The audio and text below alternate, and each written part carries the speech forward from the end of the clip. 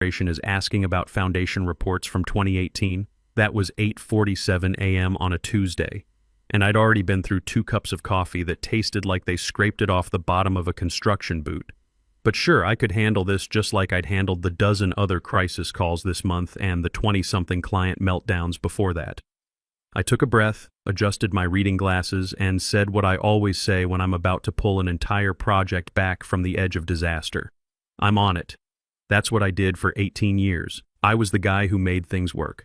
Name's Gordon Hayes, I'm 48, and for nearly 2 decades, I'd been the one keeping Apex Infrastructure Solutions from falling apart, especially our crown jewel, the $290 million Interstate 85 bridge reconstruction project.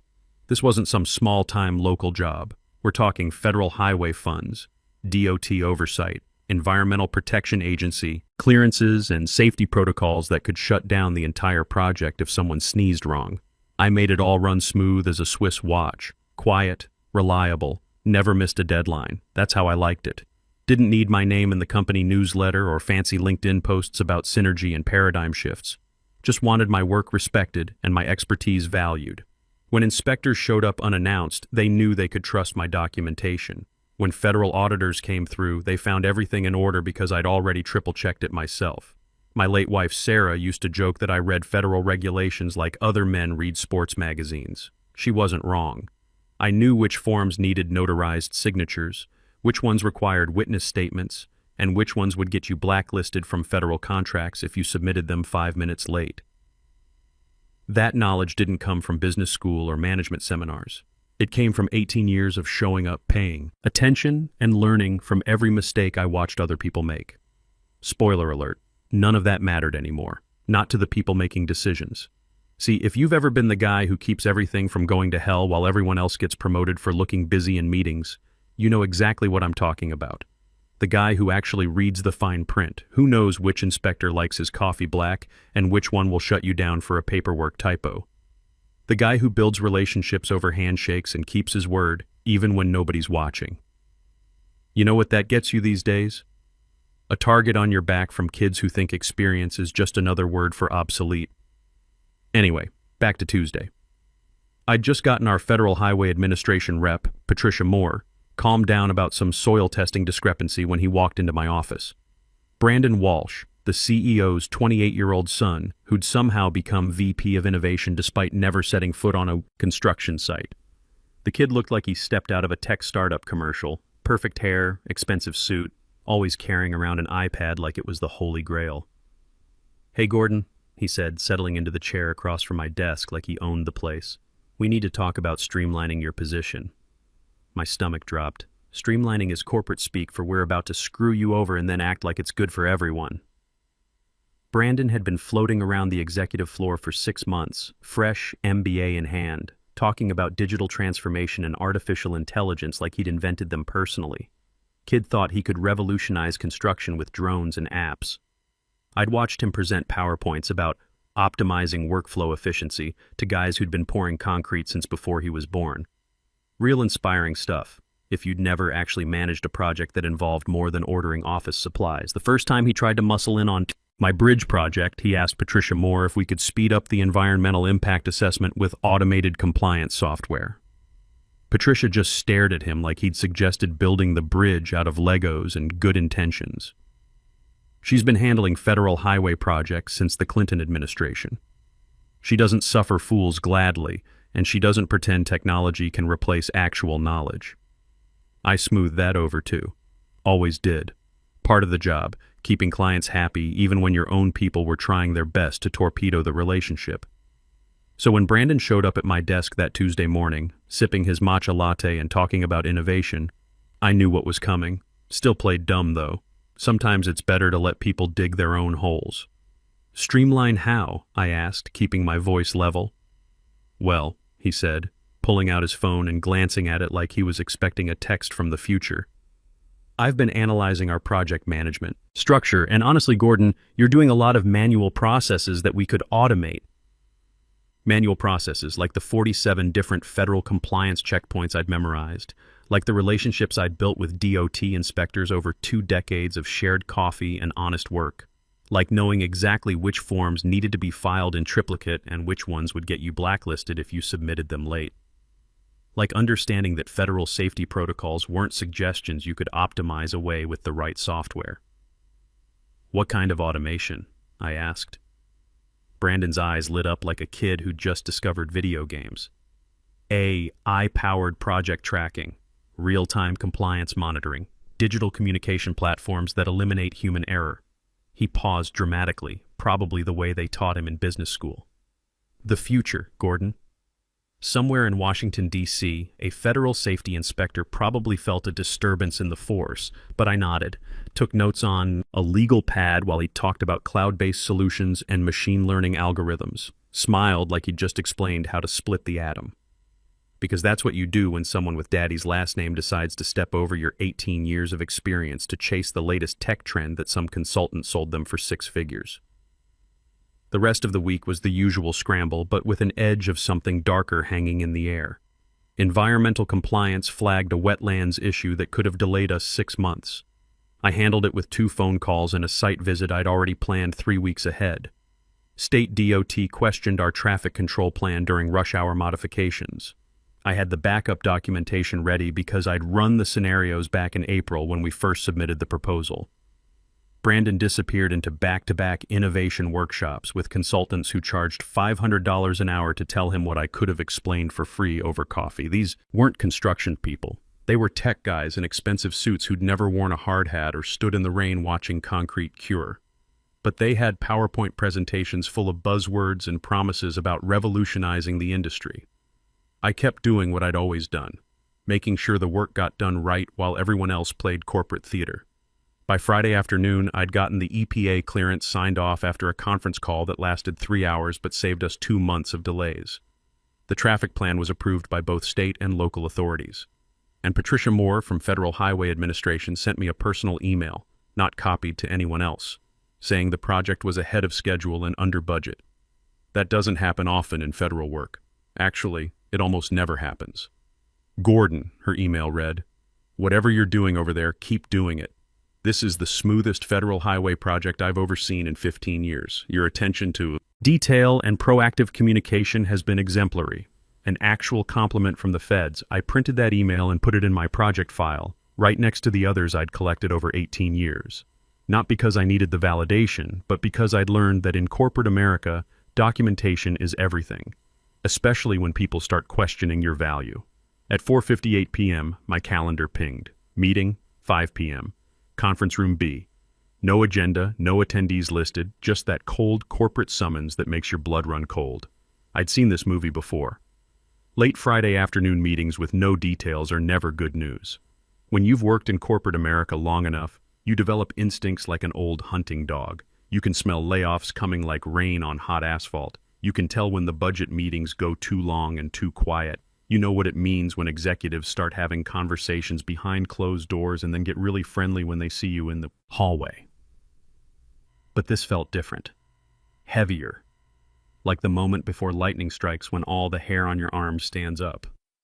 I grabbed my project folder, the one I always carried for client meetings, and walked down that beige hallway like a man walking to his own execution. 20 years ago, this hallway felt like possibility. Now it felt like a corridor in a hospital where they deliver bad news. Brandon was already seated when I walked into conference room B, with Lisa Stone from HR beside him. Lisa looked like she'd rather be anywhere else on earth. Root canal, tax audit, traffic court, anywhere. She had that expression people get when they're about to do something they know is wrong but can't figure out how to stop it.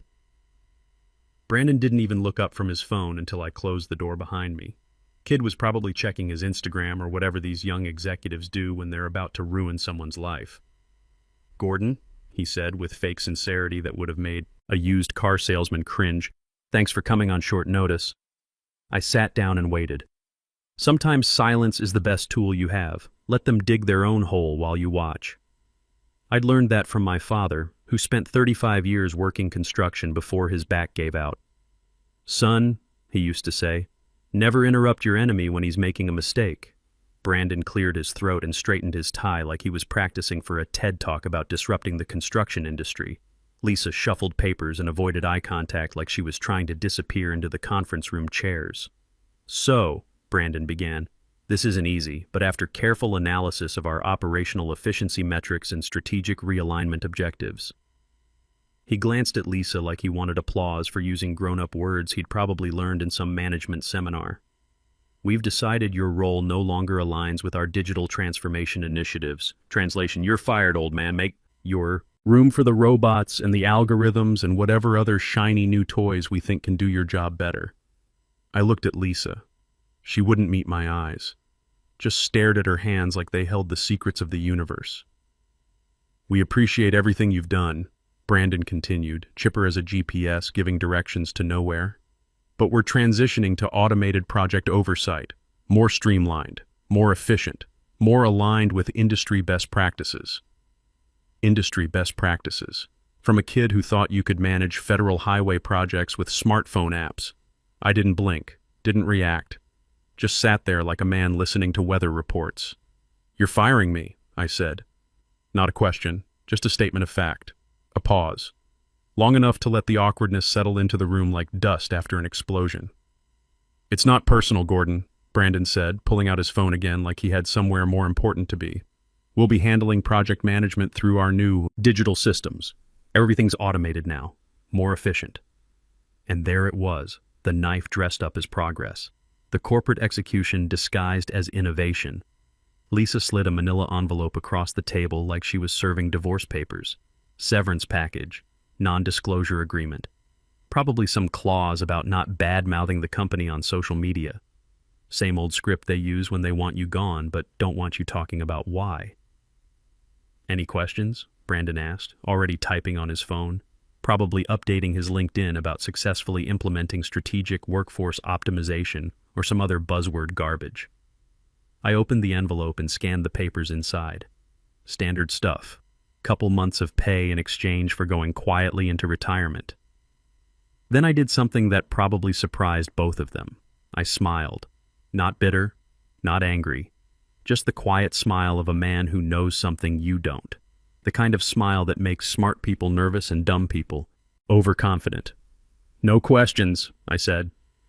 I stood up, straightened my jacket, and slid the envelope back across the table like a receipt for a meal I didn't order. Then I walked out. No drama, no shouting, no slamming doors or dramatic speeches about loyalty and dedication. Just a quiet exit that probably disappointed Brandon more than anything else. He wanted fireworks to justify his decision. Wanted me to lose my temper so he could tell his father and the board that Gordon Hayes was clearly past his prime, too emotional, too set in his ways to adapt to the modern business environment. But I wasn't giving him that satisfaction. Instead, I went back to my office. My corner office, with 18 years of earned respect built into every filing cabinet and project binder, and sat down at my computer. I didn't delete files or send angry emails to the entire company distribution list, didn't post bitter updates on LinkedIn about ageism in the workplace. Just opened one specific folder. Active, federal contracts and compliance requirements. I pulled out a flash drive from my desk drawer, the one I kept for backup purposes, and copied one file. Not for revenge, not for leverage, for protocol. Because in 18 years of managing federal projects, I'd learned that documentation isn't just important, it's survival. Then I packed up the few personal items that mattered. Coffee mug with a chip in the handle that Sarah had bought me 10 years ago. Photo of her at the company Christmas party, the one where she wore that red dress and told everyone who'd listen how proud she was of her husband's work. Small American flag pin from my first federal highway project, back when I was green enough to think good work automatically meant job security. Left everything else. The pens, the staplers, the motivational calendars that HR distributed every January. On my way out, I passed Brandon in the hallway, laughing with someone from accounting about weekend plans and craft beer. He didn't even notice me leaving with my cardboard box. Perfect, because what came next, he never saw coming. Outside, the sky was gray and heavy, the kind of weather that makes you think about change. I stood there for a moment in the parking lot, looking back at the building where I'd spent the better part of 2 decades. Not feeling sorry for myself, just taking inventory, processing. My truck started on the first try, same as it had for the past 150,000 miles. Reliable. Like everything else they'd just thrown away.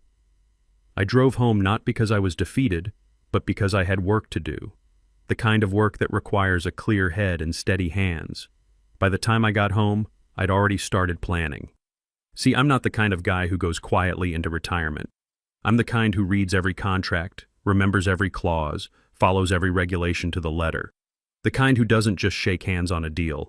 I keep the paperwork to prove it happened, filed in chronological order with backup copies in fireproof storage. Some people call it being anal retentive. I call it being professional. 8 months ago, after a multi-agency safety audit nearly shut down the entire bridge project because some previous project manager had cut corners on environmental documentation, I'd pushed through a contract amendment, Amendment 12D, Section 7, that specifically named me as the mandatory federal safety coordinator for the duration of the project. It wasn't ego, it was continuity. Patricia Moore from the Federal Highway Administration had specifically requested it after we'd had 3 different project managers cycle through in 2 years, each one learning the regulations from scratch while the project hemorrhaged time and money. Gordon, she'd said during that conference call where we nearly lost the entire contract. We can't afford another personnel shuffle. Too much institutional knowledge walks out the door every time someone new comes in. Put it in writing that you're staying on this project through completion. So we did. Amendment 12D, tied to contract FB 2902023, executed, time-stamped, filed with the appropriate federal agencies, and signed by Richard Walsh himself. Still active, still binding. And absolutely completely violated the moment Brandon said, "We'll be handling project management through our new digital systems." I didn't forward that information out of spite. I forwarded it because it was my job, even if they'd just told me I didn't have one anymore. I opened my laptop and drafted the email. Short, professional, no emotion. The kind of communication I'd been sending for 18 years. Subject: Federal Compliance Breach Alert. Contract FB 2902023. Body: per attached executed amendment dated March 15, 2024, I am formally flagging a potential compliance breach related to mandatory safety oversight for Interstate 85 Bridge Reconstruction Project. Termination of designated federal safety coordinator without required federal approval may constitute violation of Section 7C. Please confirm receipt and advise on remediation procedures. Attached: Contract FB 2902023 PDF, Amendment 12D, Safety Coordinator Requirements, PDFCC, Internal Legal Counsel, Federal Highway Administration Regional Office, State Department of Transportation, BCC, Patricia Moore, Regional Compliance Director, Federal Highway Administration, send. I stared at the screen for 30 seconds after hitting send, then closed the laptop.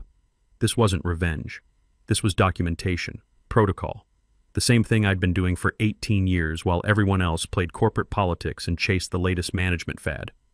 Then I opened the contract one more time, just to be absolutely sure I remembered the language correctly. There it was, in black and white, Section 7C.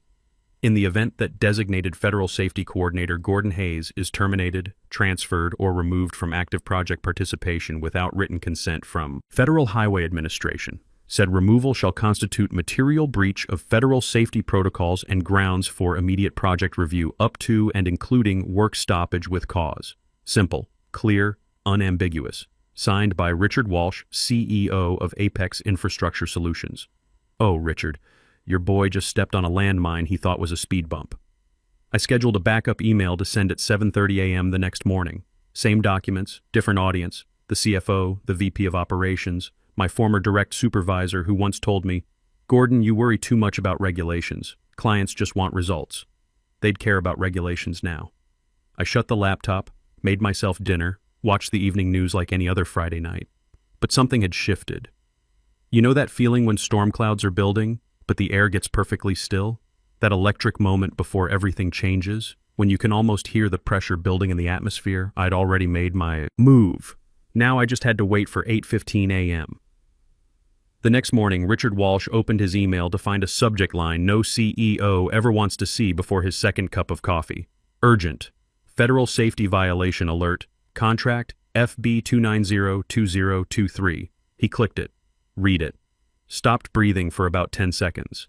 The email was from Patricia Moore herself, Federal Compliance Director for the Regional Highway Administration, the kind of government official who doesn't waste words because every word she writes can cost someone millions of dollars. The message was exactly 5 lines. That made it worse. This correspondence confirms receipt of documentation suggesting breach of federal safety protocols under Contract FB 290-2023. Termination of designated safety coordinator Gordon Hayes without prior federal approval constitutes violation of Section 7C. Per federal guidelines, this triggers mandatory project review and potential work stoppage pending investigation. Immediate response required. Within 48 hours. Failure to respond may result in contract termination with cause. No pleasantries. No hope this finds you well. Just impact. Delivered with the efficiency of a sledgehammer to the chest. Richard turned slowly toward Brandon's office. The door was open. His son was at his desk, scrolling through his phone with the casual confidence of someone who'd never read a federal regulation in his life. Probably checking LinkedIn to see how many people had liked his post about disrupting traditional industries. Richard stood up like a man coming out of deep water. He walked across the executive suite in measured steps, stopped at Brandon's door and said, barely above a whisper, "Tell me you got federal approval before firing Gordon." Brandon looked up from his phone, blinked twice. "What?" Richard didn't repeat himself, just walked into the office, set the printout gently on Brandon's keyboard, and watched his son's face change color as he read. I didn't know." "About Section 7C, Brandon stammered, his voice getting higher with each word. "Nobody told me about federal coordinator requirements. The HR department didn't mention anything about approvals." Richard looked at his son the way you'd look at someone who just drove through a guardrail and wondered why the car was falling. "Section 7C was added when you signed off on the safety amendment," Richard said, his voice tight as a steel cable under load. "Gordon wrote it. You approved it. March 15th. Your signature is right there on page 12. "But nobody flagged it as important," Brandon protested, gesturing at the paper like it had personally offended him. "Gordon didn't need to flag it," Richard snapped, not yelling, just unraveling. "Gordon was it." Back at his desk, Richard's phone was already lighting up like a Christmas tree in Times Square. Federal Compliance Office, State DOT, Regional Transportation Authority, Legal Department calling from 3 different numbers. 6 missed calls. 8, 10. He looked through the glass wall separating him from the rest of the office. The building was starting to hum with crisis energy. People walking faster, voices getting quieter, calendars getting cleared, the kind of controlled panic that happens when everyone realizes the ship isn't just taking on water, it's already listing to one side. You don't streamline a $290 million federal project by firing the guy named in the safety clause, Richard said, turning back to his son. "I didn't fire him," Brandon tried, reaching for any explanation that might stick. "I optimized his position, transitioned responsibilities to automated systems." "He BCC'd the federal compliance director on his exit notification," Richard said, waving the printout. "There's no optimizing that, there's no spinning that, there's just a federal investigation and whatever comes after." Brandon's face went pale. "Well, maybe if the company wasn't so dependent on one person." Richard's voice cut through him like ice water. "If your last name wasn't Walsh, you'd be optimized out of here by lunch." And just like that, the silence in the room became radioactive. By 10:30 a.m., it wasn't whispers anymore. It was full scramble mode. The legal team tore through contract files like archaeologists looking for buried treasure. Pages flying, folders opening, emails being searched by date, keyword, and attachment type. There was no backup federal safety coordinator, no transition plan, no delegated authority documentation, no evidence of the required 30-day federal notification period. Nothing except Brandon's termination memo, which proudly declared that Gordon Hayes has been optimized out as part of our digital transformation initiative. His responsibilities will be absorbed by our automated systems and strategic workflow optimization. Automated systems. For federal safety compliance. Patricia Moore's office tried calling the company 6 times. No answer. The 7th call went straight to an automated message system that cheerfully informed callers that their call was important and would be answered in the order received. By 11:15 a.m., the weekly federal compliance call was officially missed. That call had never been missed. Not during ice storms, not during equipment failures, not even the week the main office lost power for 3 days and we ran everything off backup generators. The silence from Washington was deafening. At 2:43 p.m., the second shoe dropped. Not from Patricia this time, but from the State Department of Transportation. Subject line was neutral enough. Project status inquiry. Interstate 85 bridge reconstruction. The body wasn't neutral at all. In light of recent personnel changes and lack of formal federal notification, we are implementing immediate work suspension on Interstate 85 bridge reconstruction project pending verification of safety protocol compliance. All on-site activities must cease within 24 hours. Failure to comply will result in contract termination and federal contractor rating suspension. Work stoppage on a $290 million project because a 28-year-old with an MBA thought he could replace 18 years of federal expertise with smartphone apps and artificial intelligence. Carol Price, the CFO, actually stood up from her desk and said, "You have got to be kidding me," loud enough to make the entire accounting department look up from their computers. 3 days later, while Brandon was pacing his office trying to figure out how to unfire someone, I was sitting in a coffee shop downtown, signing incorporation papers for Hayes Federal Compliance Consulting, specializing in project recovery, regulatory oversight, and strategic federal relationship management. The irony wasn't lost on me. Within a week, Patricia Moore's office sent one final email to Apex Infrastructure Solutions. Federal review complete. Work authorization may be restored upon confirmation of compliance safety oversight. Recommend immediate engagement of qualified federal coordinator. Suggested contractor, Hayes Federal Compliance Consulting, LLC. I never sent a gloating email, never bad-mouthed them to other contractors. Didn't need to. The work spoke for itself. Sometimes the best revenge isn't getting mad, it's being right, and being prepared. And knowing that competence, unlike arrogance, never goes out of style. They thought they were firing dead weight. What they really did was cut the anchor chain while standing in deep water. And me? I just built my own boat. A better one.